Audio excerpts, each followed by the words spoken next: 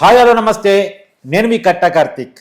ఆంధ్రప్రదేశ్లో ఎమ్మెల్యే కోట ఎమ్మెల్సీ అభ్యర్థులు ఖరారైనప్పటికీ కూడా దాని చుట్టూ రాజుకున్న రాజకీయం మాత్రం ఆగటం లేదు. పిఠాపురం వర్మకి టీడీపీ పార్టీ ఎమ్మెల్సీ టికెట్ ఇవ్వకపోవటం మీద సహజంగా వర్మ అసంతృప్తికి లోని కావటం, టీడీపీ క్యాడర్ ఇబ్బందికి లోని కావటం అంటే ఆశ్చర్యం లేదు. కానీ వీళ్ళకంటే ఎక్కువగా వైసీపీ మదన పడుతూ ఉంది. వర్మకి అన్యాయం చేశారని చెప్పేసి వైసీపీ సోషల్ మీడియాలో పెద్ద ఎత్తున ప్రచారం చేస్తూ ఉన్నారు. దీని మీద మరింత విశ్లేషణ తీసుకునే ప్రయత్నం చేద్దాం. నా మనతో ఉన్నారు ప్రముఖ రాజకీయ విశ్లేషకులు అడిసిమల్లి శ్రీనివాసరావు గారు. సార్ నమస్కారం. సార్ నమస్కారం అండి. సార్, వర్మకి ఎమ్మెల్సీ టికెట్ ఇవ్వబడలేదు. సహజంగా ఇది వర్మకి అసంతృప్తి గురికావడానికి కారణం కావాలి, లేదా టీడీపీ క్యాడర్న ఇబ్బందిగా ఫీల్ కావాలి. కానీ వీళ్ళందరికంటే ఎక్కువ వైసీపీ చాలా ఇబ్బంది పడుతూ ఉంది. వర్మకి అన్యాయం జరిగిందని చెప్పేసి వాళ్ళు ప్రచారం చేస్తూ ఉన్నారు. ఏంటి ఈ రాజకీయం, దీని వెనకాల ఉన్న మతలబ్ ఏంటి? సహజంగానే వాళ్ళకి న్యాయం చేయడానికి కానీ అన్యాయం చేయడానికి కానీ వాళ్ళకి ఏం ఛాన్స్ ఇప్పుడు లేదు కాబట్టి ఇంకా ఇవి ఎదటి పార్టీలో జరిగిన దాని మీద పరిణామాలను గమనించి మాట్లాడుతూ ఉంటారు. అవసరమైతే అయినా సొంత దొరికితే ఒక అగ్గుపలు గీసేయచ్చు అనేది సహజంగా ట్రై చేస్తారు. అది అందులో మనం తప్పట్టాల్సిన అవసరం లేదు. ఎందుకంటే ఇప్పుడు తేలు ఉందండి, తేలు తెలుసు కదా, తేలు దాన్ని రక్షించడానికి ఒక పంతులు గారు నది ఒడ్డుని స్నానం చేసి పైగా ఒడ్డుకెక్కుతుంటే ఓ తేలు చిన్న కాలంలో కొట్టుకుపోతూ ఉంటుంది. ఓకే, చిన్న తాటాకి ముక్క మీద. ఓకే, అయ్యో పాపం అని చెప్పేసి దానికి తీస్తాడు. పోతుంది కదా, చూస్తూ ఉండలేక మన నీళ్ళ నుంచి బయట తీస్తాడు. భగవద్ అనుగ్రహం, దేవుడు భక్తుడు కాబట్టి అర్చన చేస్తూ ఉంటాడు కాబట్టి భూతదయ ఉండి అయ్యో పాపం అని దాన్ని రక్షించడానికి ట్రై చేస్తాడు.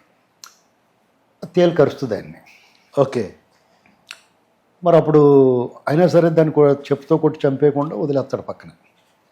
పక్కన మీలాంటి వాళ్ళు ఎవరో అడుగుతారు, అదేంటండి పంతులు గారు, అయ్యవారు దాన్ని మిమ్మల్ని కరిసింది కదా, మిమ్మల్ని రక్షించారు, ఉపకారం చేశారు, అది మీకు అపకారం చేసింది, మిమ్మల్ని కుట్టి విషం పంపించింది, మీరు మిమ్మల్ని బాధ పెట్టింది, దాన్ని అటువంటి విషపురుగుని చంపేయాలి కదా అని చెప్పి అడుగుతారు. ఆయన ఏమంటాడంటే అందరూ అనుకునే కోణంలో కాకుండా ఇంకో కోణంలో ఆలోచించాడు. ఆయన తేలు వైపు నుంచి ఆలోచించాడు. తేలుకి తన సహజ బుద్ధి ఏంటంటే తేలు కొండి ఉంటుంది, దాంతో దాన్ని తాకినా దాన్ని సమీపంలోకి ఎవరు వచ్చినా లేకపోతే అది అంతటా అదే వెళ్ళి ఆ బుద్ధి ప్రకారం తేలు కొడుతుంది. అది సహజ గుణం, అది దాని సహజ గుణానికి విరుద్ధంగా ఎందుకు ప్రవర్తిస్తుంది. మన సహజ గుణం మానవుడిగా భగవంతుని నిత్యం ఆరాధించేవాడిగా ఇతరులకు సహాయం చేయాలనుకున్నాను. నేను నా సహజ గుణం నేను ప్రదర్శించాను, దాని సహజ గుణం అది ప్రదర్శించింది, అందులో తప్పే ఉందో అందుకనే దాన్ని ఏం చేయలేదని చెప్తాడు. అలాగే వైసీపీ వాళ్ళు వాళ్ళ సహజ గుణం ఏంటంటే పచ్చి అబద్ధాలు మాట్లాడడం, ఎక్కడన్నా స్పేస్ లేకుండా అగ్గిపెట్టడం, ప్రాంతాల మధ్య కులాల మధ్య మతాల మధ్య అగ్గిపెట్టడం అనేటువంటి వాళ్ళ సహజ లక్షణం అది. దాని గురించి మీరు పెద్ద వర్రీ అవ్వక్కర్లేదు. అయితే ఇక అసలు విషయానికి వస్తే వర్మ గారికి ఎమ్మెల్సీ అవకాశం దక్కకపోవడం దురదృష్టకరం. ఎందుకంటే ఆయన పూర్తి అర్హుడు. ఎందుకంటే చంద్రబాబు నాయుడు గారు, పవన్ కళ్యాణ్ గారు ఇద్దరు కూడా ఆయనకి హామీ ఇచ్చారు. మొట్టమొదటి విడతలోనే నీకు ఎమ్మెల్సీ కింద తీసుకొస్తాం, మీకు టికెట్ త్యాగం చేశావు కాబట్టి. పవన్ కళ్యాణ్ గారు కూడా అలాగే అన్నాడు. ఆయన కూడా పవన్ కళ్యాణ్ గారిని గెలిపించి తీసుకొస్తున్నాడు. బాగా సాగింది. ఇప్పటికీ ఆయన అదే మాట చెప్తున్నాడు వర్మ గారు. ఆయనకు అవకాశం రాకపోయినా ఎంతో కొంత లోపల చివుక్కుమంటది. అవును, మరీ బాధ లేకుండా బలిగిచ్చారని. అంటే ఆయన చివుక అంటాం కంటే ముందు చివు కనిపించడానికి వీళ్ళు ఏం చేయాలో చేస్తున్నారు వైసీపీ వాళ్ళు. అలా కాదండి, తనకి చివుక్కుమనకుండా ఎందుకు ఉంటుంది, గ్యారంటీకి ఇస్తారో తనకు అనుకుంటాడు.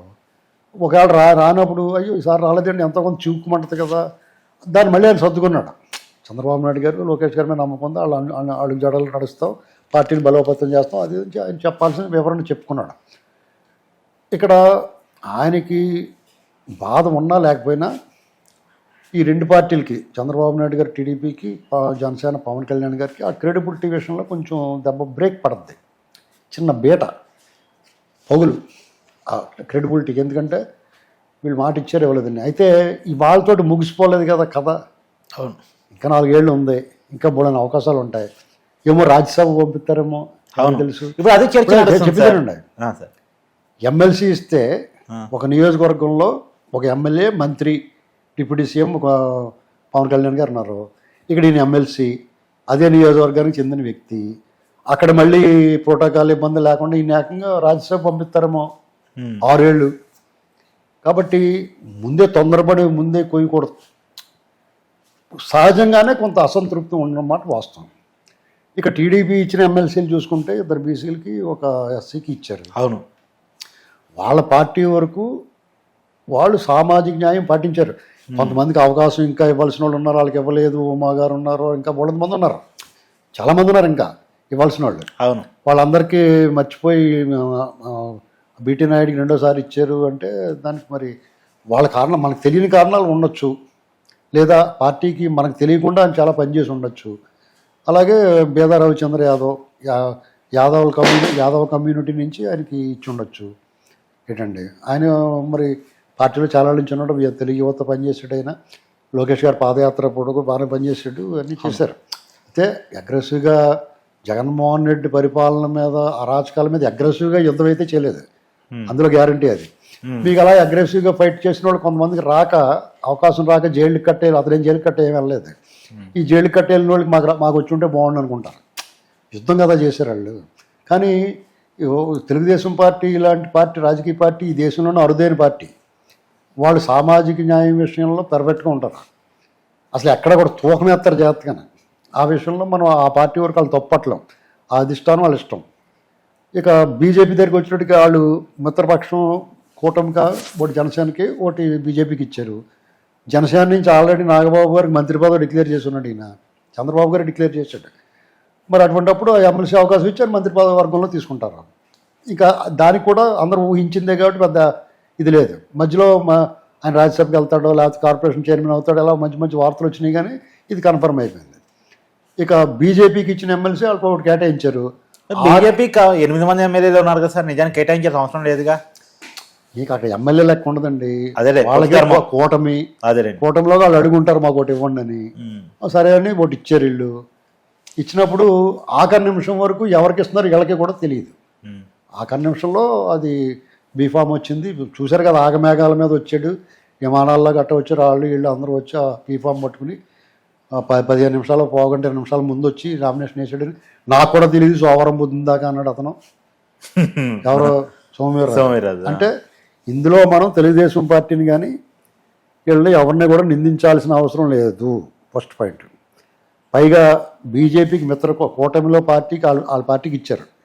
ఆ పార్టీ ఎవరికి ఇచ్చుకుంటే వాళ్ళు ఇష్టం అది. కానీ ఇంకోటి ఉంది సార్, ఇక్కడ సమస్య ఎక్కడ వస్తుందంటే సార్, బీజేపీ ఎవరికి ఇచ్చింది అనేటువంటి దాని మీద సమస్య వస్తుంది. బీజేపీ ఇటీవల కాలంలో మీరు అవునన్నా కాదన్నా ఎవరు గొడ్లు చించుకున్నా ఎవరు నన్ను తిట్టుకున్నా పర్లేదు, గత 5 ఏళ్లలో ఆంధ్రప్రదేశ్కి తీరణ ద్రోహం చేసింది బీజేపీ పార్టీ, కేంద్రంలోని పెద్దలు, అందులో అనుమానం లేదు. సర్వనాశనానికి సహాయం చేశారు. జగన్మోహన్ రెడ్డి పరిపాలన, మోడీ పరిపాలన అనేటువంటి డిఫరెన్స్ లేకుండా చేశారు. జగన్మోహన్ రెడ్డి మోడీ గారిని, అమిత్ షాని అండ చూసుకుని రెచ్చిపోయాడు. అంటే సామంతరాజు లెక్క. ఇది వాళ్ళే చేయించారు చంద్రబాబు గారిని దారిలో పెట్టుకోవడానికే. ఏంటి బాబు, చంద్రబాబు గారిని దారిలో పెట్టుకోవడానికే, లేదా ఈయన అణిచేయడానికి, ఈ పార్టీని ఖాళీ చేసేయడానికి ప్లాన్ చేశారు. కానీ కుదరలేదు. జగన్మోహన్ రెడ్డి అంతకన్నా చండాలంగా చేసాడు కాబట్టి వాళ్ళు చెప్పిన దానికంటే ఎక్కువ చేశాడు. ఈ పోకమంటే ఈ పోకలేదు, అతను ఇంకో చోట చూసుకున్నాడు. అంచేత మొత్తానికే సార్ బోర్బోయి ఇడితో మనం మునిగిపోతామని వాళ్ళు ప్లేట్ మార్చేసి చంద్రబాబు గారు ఒప్పుకోడేమో అని చెప్పి జైల్లో కూడా పెట్టించి లైన్లో పెట్టుకున్నారు అనేటువంటిది జగమెరిగిన సత్యం. దీని ఊరికే మసిపూసి ఏదో షుగర్ కోటింగ్ మాట్లాడాల్సిన అవసరం లేదు. అవును, చాలా మందికి టీడీపీ శ్రేణులు ఎవరికీ కూడా బీజేపీతో పొత్తు ఇష్టం లేదు, ప్రజలకు కూడా. అవును. కానీ చంద్రబాబు నాయుడు గారు చాలా కన్విన్స్ చేశాడు. మనకు రేపొద్దున అభివృద్ధి చెందాలంటే కేంద్ర సహాయం అవసరం, కేంద్రంతో సఖ్యతగా ఉండాలి. ఈ జగన్మోహన్ రెడ్డి లాంటి అరాచక శక్తిని ఎదుర్కోవాలంటే మంచో చెడో వాళ్ళు మన వైపున ఉండాలి అన్నారు. దానికి తగ్గట్టుగానే ఎలక్షన్లు కూడా సక్రమంగా జరిగినాయి. వాళ్ళు లేదంటే జరగనివ్వరండి వాళ్ళు. అవును, ఈ దేశంలో ప్రజాస్వామ్యం లేదు, అర్థమైందా? దాని వరకు ఆంధ్రప్రదేశ్ ప్రజలు కృతజ్ఞతగా ఉండాలి. నువ్వు బలవంతంగానే సరే మాకు సాయం చేసేవరా బాబు, ఇష్టం ఉన్నా లేకపోయినా అని ఉండాలి. వాళ్ళు కూడా నిధుల విడుదలలో ఎక్కడా కూడా జాప్యం లేకుండా సహకరిస్తున్నారు. ఎందుకంటే ఎన్డీఏ గవర్నమెంట్ డిపెండ్ అయిపోయిన ఆంధ్రప్రదేశ్ ఎంపీస్ కదా సార్, మీకు అన్కండిషనల్ సపోర్ట్ వీళ్ళు. అవును, అసలు మీరు అది ఇచ్చేస్తామని ఏం లేదు. వీళ్ళంత వాలంటరీగా ఉన్నారు. వాళ్ళు కూడా అలాగే అమరావతి నిధులు కానీ, పోలవరం విషయం కానీ, స్టీల్ ప్లాంట్ విశాఖ ముక్కు కానీ, వేరే పెట్టుబడులు కానీ ఏదైనా సరే ఆగమాగాల మీద తక్షణం వీళ్ళకి కావాల్సిన విధంగా విడుదల చేస్తున్నారు. అవును సార్.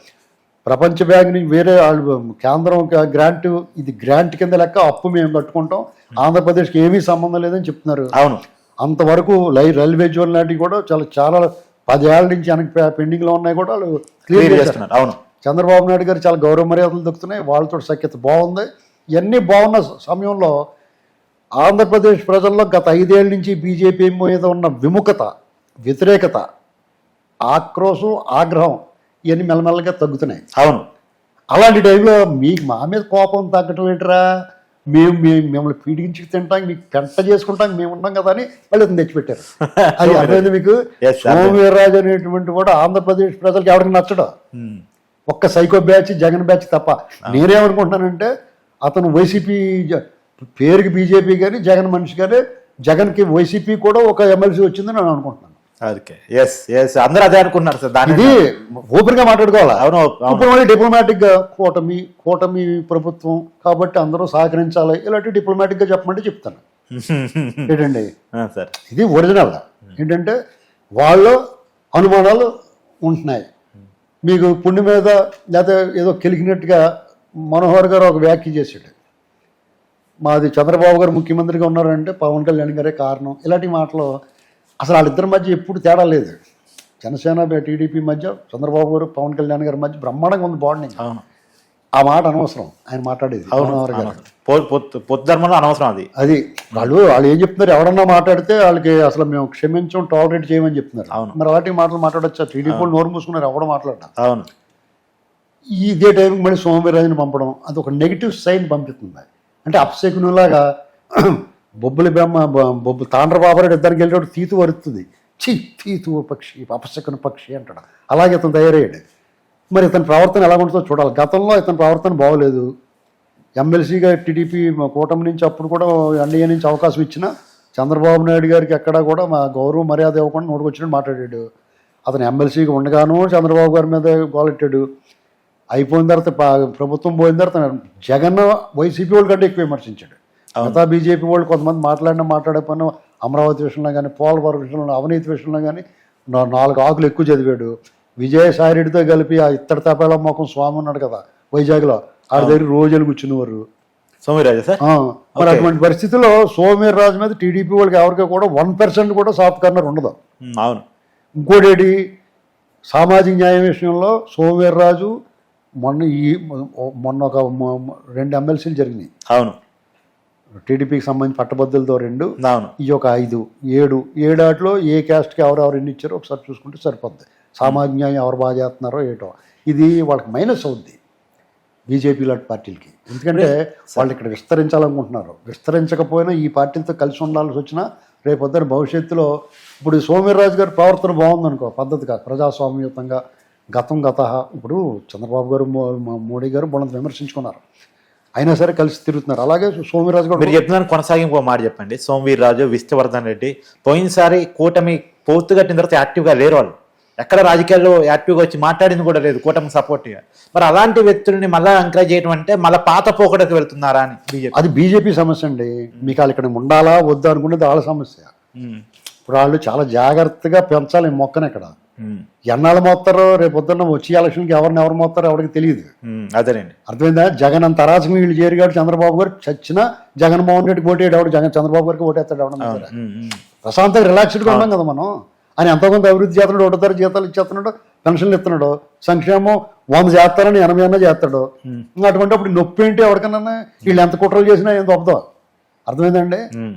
కాబట్టి వాళ్ళే వీళ్ళని జాగ్రత్తగా దూకుని ఇంకొంచెం పెంచుకోవాలి వాళ్ళ స్థాయి. మంచి పేరు వచ్చింది వాళ్ళకి, బీజేపీకి మంచి పేరు వస్తుంది. అవును, ఎందుకంటే బాగా చేస్తున్నారు అమరావతికి నిధులు.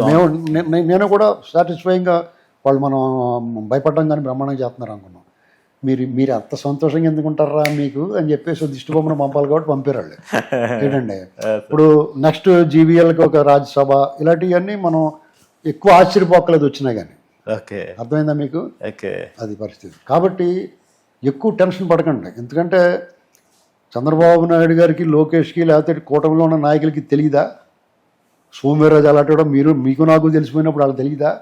ఎలా దారిలో పెట్టుకోవాలో అలా పెట్టుకుంటారు. గత అనుభవాల దృష్ట్యా ఎవరిని ఎక్కడ ఉంచాలో, ఎవరిని ఎక్కడ పెట్టాలో, ఎవరికి ఏం చేయాలనేటువంటి తనకు తెలుసు. అంచేత ఎవరో ఎక్కువ వర్రి పెట్టుకుని అనవసరంగా సోమవీర్రాజు గారిని కూడా తిట్టాల్సిన అవసరం లేదు.